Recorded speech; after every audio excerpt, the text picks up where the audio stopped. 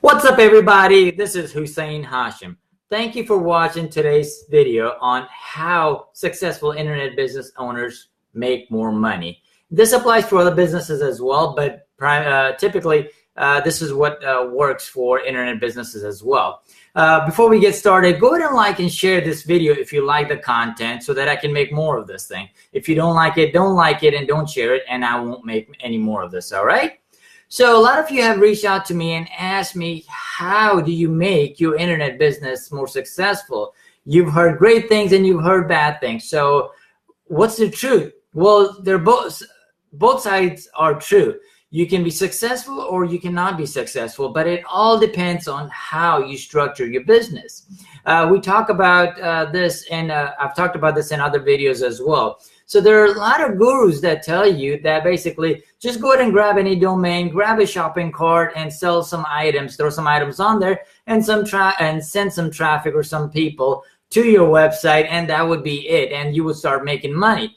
In some cases that is true, but in most cases it's not as simple as that, right? So it doesn't quite work the same way as that. So what am I talking about? So if you don't think this correctly, you're always trying to sell this one-off item to some customer, and then you continue to do this, and at some point it becomes a job, right? Because your business is making some money, but it's not making enough money for you to be financially free or have that time freedom that you initially thought that you would have, and you're always in this grind, always struggling to basically take your business to the next level.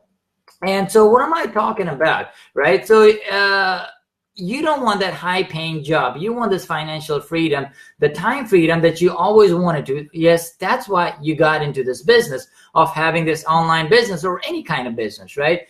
And majority of small businesses fail because of this very reason. Now, what do I mean by this? What I mean is that you need to have a value ladder for your business. If you just sell a widget to someone, you need to think about what is the next thing that this person would want from you as a customer, right? There has to be a bait to entice the customer to come in and to look at your business. But then once that customer is in, what is the next thing that they want? I'll give you an example. If someone goes to McDonald's for a burger, he or she might be hungry. They pull in and say, I just want a burger. What is the next thing after the burger that he or she may want? Well, according to McDonald's, would you like fries with that, right? And once that person opts into fries, or whether they do it or not, would you like a drink with that? If once they get the drink, would you like anything else with that?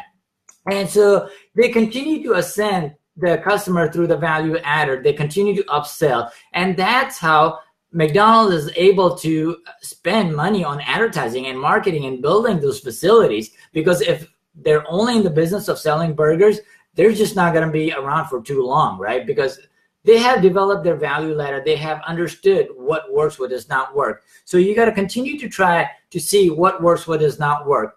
Let me give you a couple of more examples. So dentists are great at that, and also chiropractors as well, right? So first of all, dentists create their bait. Free teeth cleaning, and you may have seen advertisements whether in your mail postcards or online, right? So they may have free teeth cleaning, and you go in for that, and then once you're in, the dentist or the assistant might ask you, hey, I see some brown spots or some yellow spots on your teeth. You really need to think about doing some teeth whitening, and we can mix up a tray for you and basically get you on your way. Send you a tray with you, and this is and you're gonna be set, right? And once you opt into that, whether you do it or not, the next thing is basically, hey, I see your teeth are sort of getting out of place. I really recommend that you get these retainers or braces, right?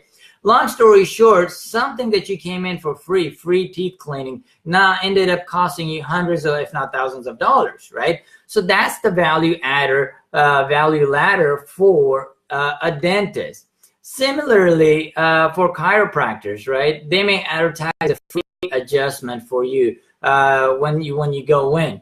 And once you're in, they may put you on a continuity plan where they say that, yes, you really need to come in for 4 visits or 8 visits so that we can adjust your neck, your back, and continue to adjust you. And then they may put you on a health and wellness plan as well. So again, That's their value ladder. For both dentist and the chiropractor, the entry bait does not make them money, but it's the value ladder that makes them money.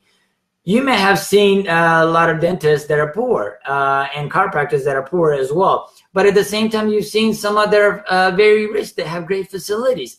The ones that have the greatest facilities have a value ladder so that they can spend on those. The ones that are poor do not have a value ladder. How do I know this? Because I worked with a lot of them. The ones that don't have a value ladder have hard time paying for marketing services. And therefore, they cannot grow their business, which means they cannot get more customers. They cannot acquire more customers. And they rely on word of mouth and directory listings to get business for the business come in. And for some of them, it works to a certain degree, but it does not continue to work, and they cannot continue to grow as much as possible. And so Dan Kennedy once said that ultimately the business that can spend the most to acquire a customer wins. Now, successful dentists and chiropractors have a complete value ladder, and that's why they can spend the most amount of money to acquire the customers. The ones that don't have a value ladder or they don't have it built out have challenging times, struggle to spend more money to acquire more customers, and therefore they cannot grow their business. So whatever business you're in, understand your value ladder. If you have just one product, find out what is something else that's complementary to your product or your service that you can have so that you can ascend your customer, your client, through your value ladder. And then basically fill that gap between your value ladder and your funnel. And we'll talk more about the funnels in the next videos coming up. But so if you have a coaching business, it starts with a free report, right? Or a video. And then you upsell them on a low-cost course or a video teaching the buyer something, and then upselling them on the idea of buying a higher price course or video or mastermind, whatever it may be. Now, for an e-commerce store, it's something similar. It starts out with something that is free plus shipping or low-priced item, and then followed by complementary products. I mean, it could be, let's say for ladies, it might be a low-priced blouse or shirt or jewelry or something else. And once they come in, you may upsell them on pants or shoes or other types of jewelry. And so you continue to upsell them and ascend through the value ladder. A buyer, someone said that, I think it was Dan Kennedy or somebody that said that a buyer is a buyer is a buyer. As long as they're willing to pay you the money, you should always have a product for him or her to purchase from you, because if you don't, they're just going to go spend that money somewhere else. You rather have them spend the money with you so that that money can come into your business, and then your business can continue to grow. And so understand your business, understand your customer, and then understand your value ladder. Build out that value ladder. What is it that you want, right? And let me show you, again, I forgot to show you this earlier, that the value ladder for a dentist is similar to this. I don't know if you can see this thing. So it starts out by free teeth cleaning, then goes to whitening, retainer, cosmetics. Similar to that, right?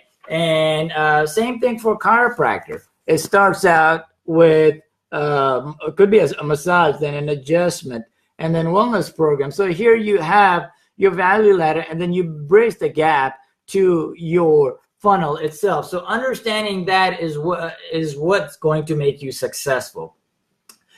If you need help in building out your value ladder, reach out to me and I can help you definitely work out something for your business, whether you're online or offline.